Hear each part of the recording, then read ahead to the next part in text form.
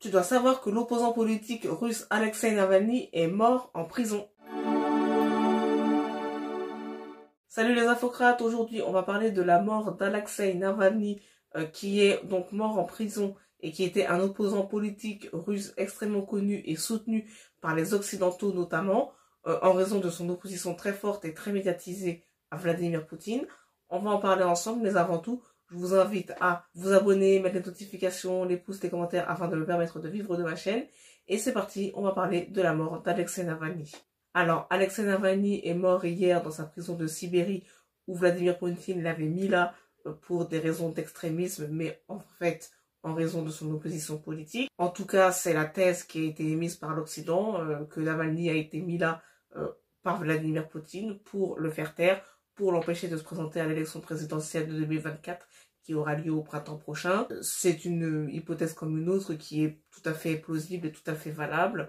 Ceci étant dit, il faudra apporter quelques bémols dans cet édito parce que aujourd'hui, avec la montée du Sud global, de l'influence politique du Sud global et la remise en cause de l'hégémonie occidentale et la montée politique et économique des BRICS, etc., aujourd'hui, il y a beaucoup de choses qui sont fortement remises en cause dans la conception occidentale de la géopolitique. Je vais commencer par parler de la place réelle qu'occupait Navalny en tant qu'opposant politique à Vladimir Poutine.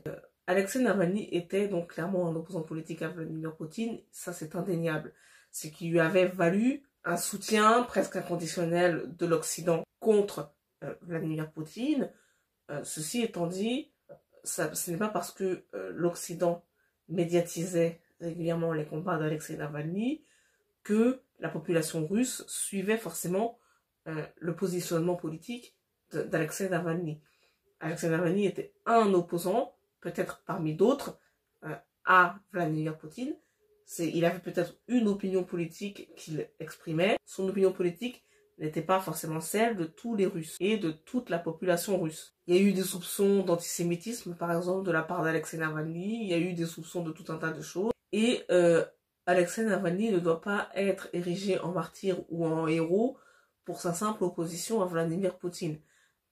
Toute action politique entraîne forcément un certain nombre d'opinions politiques qui ne sont pas partagées forcément par tout le monde. Et même l'opposition même à Vladimir Poutine n'était pas forcément non plus partagée par toute la population russe.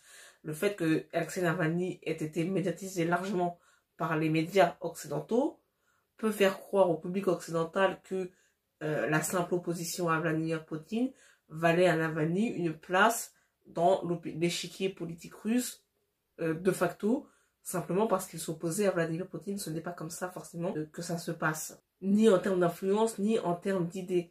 Peut-être que la politique russe est faite de tout un tas d'autres personnages, moins connus, moins médiatisés en Occident, qui font eux partie de la politique russe quotidienne, comme la politique française ou la politique allemande, qui sont dans aussi une forme d'opposition à Vladimir Poutine, qui est peut-être beaucoup moins médiatisée, mais qui participe de la vie politique russe quotidienne, une vie politique que les Russes connaissent un tout petit peu, voilà, avec entendre parler, avec des positionnements peut-être, des prises de parole, etc.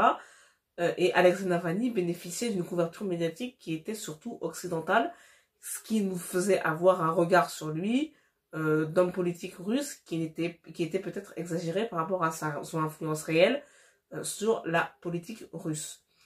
D'autant plus que la montée des pays du Sud global, de l'influence économique des pays du Sud global, de l'influence politique des pays du Sud global, les intentions, les velléités des pays des BRICS de mener un rejet des pays occidentaux fait que aujourd'hui les Russes peuvent très bien, en tout cas au moins une partie d'entre eux, se méfier d'un opposant qui est surmédiatisé à l'international dans les pays occidentaux et qui n'est peut-être même pas tant médiatisé que ça dans leur propre pays.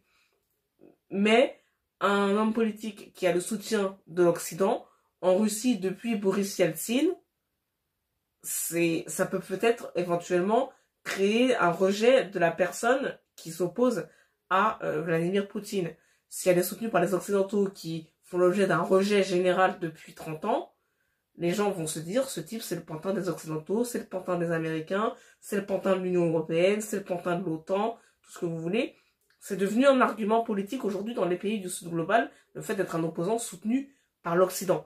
C'est un argument qui fait que vous ne pouvez pas forcément avoir une influence politique si grande que ça, ne serait-ce qu'en termes d'idées. Vous pouvez faire l'objet d'un rejet dans les pays du Sud global, simplement parce que vous êtes soutenu par les Occidentaux.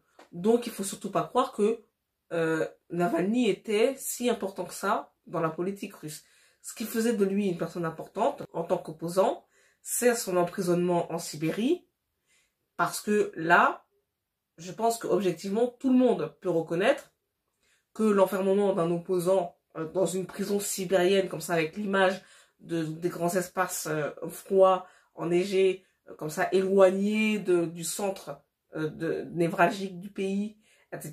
Là, les gens peuvent se dire, même si on n'est pas d'accord avec lui, le fait de l'enfermer comme ça dans des endroits où tomber malade peut devenir dangereux, ou des choses comme ça, là, les gens peuvent se dire, un tel enfermement, même quand on n'est pas d'accord, c'est grave, etc., etc. Donc, les gens peuvent très bien se dire, cet homme est mort parce qu'il était enfermé dans un endroit où on tombe malade et où on ne peut pas guérir comme ça, parce que les soins ne sont pas à la portée de tous, etc., etc. Là, les gens peuvent se dire, il est de là-bas parce qu'il est opposant, et c'est donc un problème qu'il soit mort là-bas parce qu'il était opposant, et que Poutine l'a enfermé là-bas pour extrémisme parce qu'il était opposant. Mais il se peut que ça n'aille pas forcément beaucoup plus loin, parce que Navalny était une figure peut-être pas forcément suivie par toute la population, et à part le fait qu'il soit mort à cause de ses opinions, ses opinions même et ses idées même qu'il défendait n'étaient pas forcément défendues par toute la population russe. Il faut bien s'en rendre compte, et c'est pas parce que les médias occidentaux filment toutes les actions de Navalny, qui étaient d'ailleurs faites pour être médiatisées, c'est pas parce que les occidentaux parlent de lui que les Russes parlent de lui et que les Russes sont d'accord avec ce que dit Navalny. C'est pas du tout le cas. On observe partout que dès qu'il y a un chef d'État qui arrive dans les pays du Sud global et qu'il est soupçonné d'être de connivence avec l'Occident, avec l'OTAN, avec l'Europe, avec les États-Unis, dès qu'un tel personnage apparaît, il est contesté par la population, parce que maintenant il y a un effet de rejet massif et incontestable et quasiment maintenant irréversible de ce genre de figure qui n'a plus l'influence qu'elle pouvait avoir dans les années 80-90, où il y avait une période comme ça de libéralisation à la chute du régime soviétique. Il y avait une période comme ça de libéralisation, c'est la fin de l'histoire, le camp occidental a gagné, maintenant tout le monde veut être dans le camp occidental, etc. Il y avait une espèce d'euphorie, et après le cas Boris Yeltsin, c'est-à-dire qu'il s'est avéré être un pantin de Bill Clinton, a refroidi les Russes. Il faut savoir ça, et quand Poutine est arrivé, il est arrivé avec l'objectif clair de faire retrouver sa dignité à la Russie par rapport aux Occidentaux, et à l'Amérique en particulier. C'est l'objectif de Vladimir Poutine depuis qu'il est au pouvoir, depuis 25 ans. C'est son objectif, et aujourd'hui c'est un objectif qui est clair et qui est assumé auprès des Occidentaux, ce qui fait qu'il envoie bouler toutes les opinions occidentales depuis qu'il est au pouvoir. Vous avez eu une pluie de réactions à la mort d'Alexei Navalny de la part de Macron, de la part de Biden, etc. Biden qui accuse clairement Vladimir Poutine d'être l'assassin d'Alexei Navalny. Aucune réaction de Poutine à cette accusation. Joe Biden a fait savoir qu'il avait prévenu Vladimir Poutine que s'il y avait la mort d'Alexei Navalny en prison, il y aurait une sanction. Poutine attend la sanction très calmement, parce que il se dit il n'y aura pas de sanction parce que les Occidentaux, il n'y a rien. Donc Poutine, lui, dans sa vision du monde, il est tranquille. Il a l'impression d'être tranquille. Pour lui, les Occidentaux, les menaces des Occidentaux, ça ne veut rien dire. Et les réactions qui pleuvent parce que Alexei Navalny est mort, Poutine, il laisse passer. Il laisse passer. Et il est dans son plan. Pour lui, tout ce qu'il fait, ça rentre dans son plan. Il est sur le temps long. Il n'y a pas de souci pour lui. Les Occidentaux peuvent parler. Pour lui, ça ne veut rien dire. Il n'y a aucune conséquence. Les sanctions économiques, elles sont retombées plus sur l'Europe que sur la Russie. Pour lui, Poutine, lui, il avance. Il s'était préparé à la guerre. Il avait fait des réserves de matières premières. Il avait fait des réserves de devises, d'argent dans les banques. Pour lui, le plan continue. Navalny est mort, très bien. On continue. Donc, si vous voulez, il ne faut pas mettre plus de sens que ça dans la mort de cet opposant russe, en tout cas dans l'esprit de la population russe. C'est devenu un événement extrêmement médiatique dont tout le monde a parlé toute la journée d'hier. pour les Occidentaux, dans les médias occidentaux, tous les médias en parlent, toutes les heures il y a des flashs, on fait intervenir tout un tas de gens, les mêmes gens d'ailleurs tout le temps à chaque fois qu'on parle de la Russie, pour parler de la mort de Navalny. Mais ça, c'est une agitation médiatique occidentale. Il n'y a pas d'agitation en Russie, à mon avis.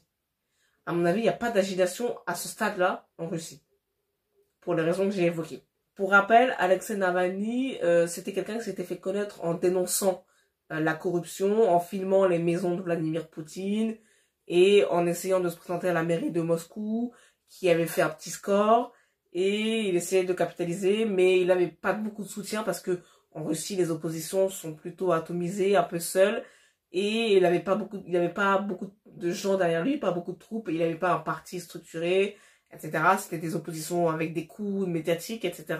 Mais c'était comme ça qu'il s'était fait connaître, et depuis qu'il était en prison, et encore plus depuis qu'il est mort, maintenant c'est devenu un martyr.